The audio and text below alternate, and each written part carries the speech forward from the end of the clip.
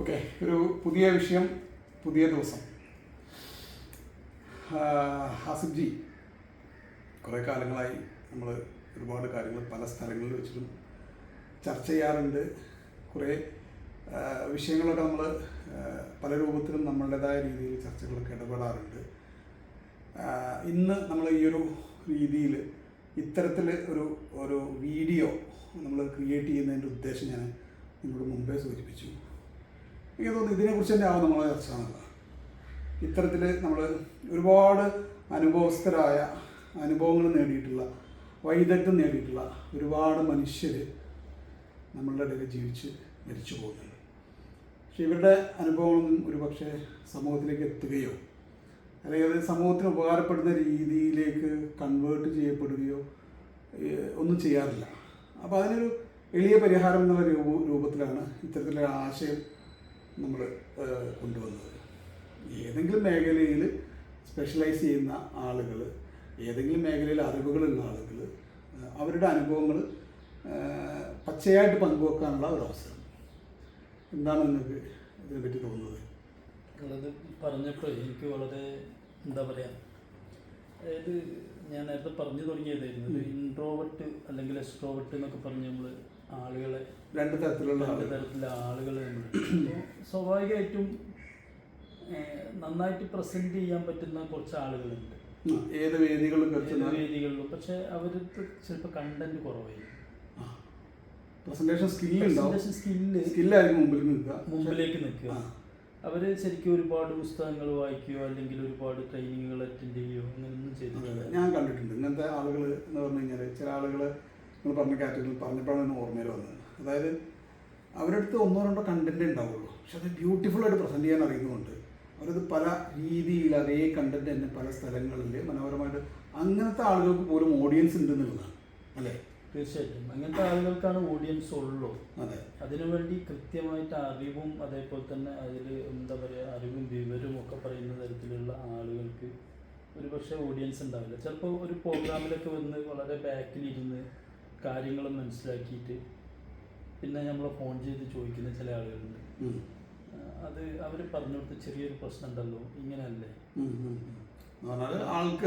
അതിനെ കുറിച്ച് ശരിക്കും ഡിസിഷൻ എടുത്തു, അതിന്റെ കാര്യങ്ങളെ കുറിച്ച് ഒരു വിലയിരുത്തി മനസ്സിലാക്കി എല്ലാം കഴിഞ്ഞതിന് ശേഷം ഒരുപക്ഷെ നമ്മളൊക്കെ ആണെങ്കിൽ ചിലപ്പോൾ ഒരുപക്ഷെ കണ്ടിട്ട് കേട്ടിട്ട് എന്താ പറയുക, ആ ഒരു പ്രോഗ്രാം കഴിയുമ്പം എൻ്റെ ആവേശത്തിൽ എന്തിലേക്കൊക്കെ എടുത്ത് ചാടും. ഇവരതൊന്നും ചെയ്യാതെ വളരെ ഗുഡ് ഡിസിഷൻ എടുത്ത് മുന്നോട്ട് പോകുന്ന കുറേ ആളുകളുണ്ട്. അവരിപ്പോഴത്തെ ആളുകൾ ഒരുപാട് ആൾക്കാരെ നമുക്ക് എന്ത് ചെയ്യാൻ പറ്റും, ഇത്തരത്തിലുള്ള സ്ഥലങ്ങളിൽ കൊണ്ടുവരികയാണെങ്കിൽ അത് അവർക്ക് പറയാൻ മടിയുണ്ടാവില്ല. വളരെ ചെറിയൊരു സൗകര്യത്തിൽ ഇരുന്നു കൊണ്ടാണല്ലോ സംസാരിക്കുന്നത്. അപ്പോൾ അവർക്ക് വലിയ മടിയും കാര്യങ്ങളൊന്നും ഉണ്ടാവില്ല, അവർക്ക് പറയാൻ പറ്റുന്നുള്ളൂ. സ്റ്റേജ് ഫിയർ ഒന്നും ഫീൽ ചെയ്യാതെ ഒരു ഫ്രണ്ട്ലി ടോക്ക് എന്നുള്ള രീതിയിൽ. അതെ, അതിനെയാണ് നമ്മൾ ഉദ്ദേശിക്കുന്നത്. ഇത്തരത്തിൽ ആളുകളുടെ സംസാരങ്ങളെ ഉൾക്കൊള്ളിച്ചുകൊണ്ട് നമുക്കൊരു മാസ് യൂട്യൂബ് മാഗസിൻ, ഇതാണ് കോൺസെപ്റ്റ്. പരമാവധി ഇത്തരത്തിലുള്ള ആളുകളുടെ റിയൽ അനുഭവങ്ങൾ സാധാരണഗതിയിൽ യൂട്യൂബ് ചാനലുകളിലോ മാധ്യമങ്ങളിലോ ഒന്നും കാണാത്ത കുറേ കാര്യങ്ങൾ ജനങ്ങൾക്ക് പങ്കുവെക്കുക. ഈ ആളുകളുടെ മരണശേഷവും അവരുടെ അറിവുകളും അവരുടെ കഴിവുകളും ഒക്കെ മറ്റുള്ള ആളുകൾക്ക് ഉപകാരപ്പെടുത്തുക. ഇതൊക്കെയാണ് നമ്മളിതുകൊണ്ട് ലക്ഷ്യമാക്കുന്നത്. ജീവിച്ചിരിക്കുമ്പോൾ തന്നെ ആവാം, പക്ഷേ മരണശേഷവും സാധ്യമാവുമല്ലോ. ടെക്നോളജി എത്രത്തോളം വലുതായിട്ടുണ്ടല്ലോ.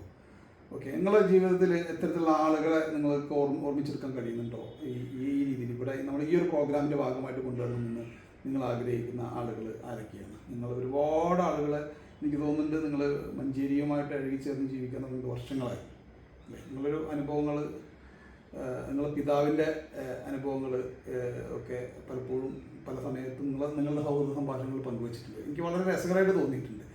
കാരണം ആസിഫിനെ പറ്റി പറയുകയാണെങ്കിൽ അദ്ദേഹത്തിനെ ഞാൻ പലപ്പോഴും കണ്ടിട്ടുണ്ട്. അദ്ദേഹത്തിൻ്റെ വരികൾ, അദ്ദേഹം എഴുതുന്ന വരികൾ, അദ്ദേഹം പറയുന്ന വാക്കുകളിലൊക്കെ പലപ്പോഴും കൗതുകങ്ങൾ ഒളിഞ്ഞെടുക്കാറുണ്ട് എന്നുള്ളതാണ്.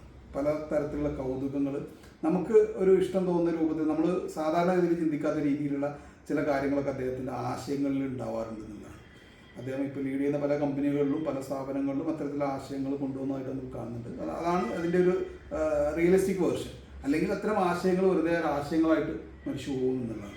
ഞാൻ പലപ്പോഴും പറയാറുണ്ട്, എന്ത് ആശയങ്ങളെയും നിങ്ങൾ ബിസിനസ് രൂപത്തിലേക്ക് മോഡലിലേക്ക് കൺവേർട്ട് ചെയ്ത് കഴിഞ്ഞാൽ അതിവിടെ നിലനിൽക്കുന്നൊക്കെ ഞാൻ പലപ്പോഴും നമ്മളെ ബിസിനസ് ക്ലാസ്സുകളൊക്കെ പറയാറുണ്ട്. അപ്പോൾ നിങ്ങളുടെ പിന്നെ ഇത്രയും കാലത്തെ അനുഭവത്തിനിടയിൽ, നിങ്ങളുടെ ഇത്രയും കാലത്തെ ജീവിതത്തിനിടയിൽ ഇത്തരത്തിൽ വ്യത്യസ്തരായ ആളുകളെ നിങ്ങൾ കണ്ടെത്തിയിട്ടുണ്ടെങ്കിൽ നമുക്ക് അവരെ കുറിച്ചും കൂടി ചർച്ച ചെയ്യാം.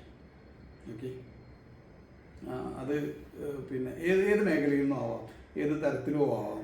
അതിപ്പോൾ ഒരു ബിസിനസ് മേഖലയിലുള്ള ആൾ മാത്രമേ കൊള്ളണമെന്നില്ല. അത് ചിലപ്പോൾ ഞാനിപ്പോൾ കുറച്ച് ചില രാഷ്ട്രീയക്കാരെ ഇങ്ങോട്ട് കൊണ്ടുവരണമെന്ന് വിചാരിക്കുന്നുണ്ട്.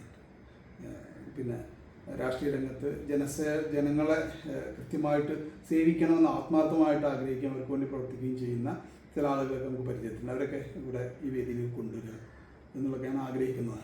എന്താണ് നിങ്ങൾക്ക് തോന്നുന്നത്? തീർച്ചയായിട്ടും അവർക്കൊക്കെ വേദി കിട്ടുക എന്നുള്ളത് വലിയൊരു കാര്യം തന്നെയാണ്. കാരണം ഞാൻ പറയുമ്പം നമ്മൾ ബിസിനസ് ആയിട്ട് മാത്രം ആലോചിക്കേണ്ട കാര്യമില്ല. അതെ, ഒരാഗ്രഹം ഒരു പക്ഷേ ചിലപ്പോൾ ആളുകളെ സേവിക്കുന്നതാവും, ആളുകൾക്ക് വേണ്ടിയിട്ട് ജീവിക്കുന്നതാവും, ചിലപ്പോൾ വീട്ടുകാർക്ക് വേണ്ടി ജീവിക്കുന്ന ആളുകളൊക്കെ ഉണ്ട്. അതിന് ഒരുപാട് ആളുകൾക്ക് വേണ്ടി ജീവിക്കുന്ന, ചിലപ്പോൾ എന്താ പറയുക, അവരുടെ ആഗ്രഹം, ഡിസയർ, അതിൻ്റെ ആ ആഗ്രഹത്തിൻ്റെ ഒരു എന്താ പറയുക റെസ്പോൺസിബിലിറ്റി ഏറ്റെടുക്കുന്ന ഒരുപാട് ആളുകളുണ്ട്. അവരെ കമ്മ്യൂണിക്കേഷൻ്റെയും അവർ പറയുന്ന കാര്യത്തിൻ്റെയൊക്കെ പല ആളുകളും അത്ഭുതപ്പെടുത്തിയ കുറേ ആളുകൾ നമ്മുടെ ലൈഫിൽ കടന്നു പോയിട്ടുണ്ട്. ഇപ്പോൾ പല ആളുകളും നമുക്ക് ചിലപ്പോൾ പറയാൻ പറ്റില്ല. അതായത് പലപ്പോഴും ഭയങ്കര അത്ഭുതപ്പെടുത്തിയ കുറേ ആൾക്കാർ, അതായത് ചില കാര്യങ്ങൾ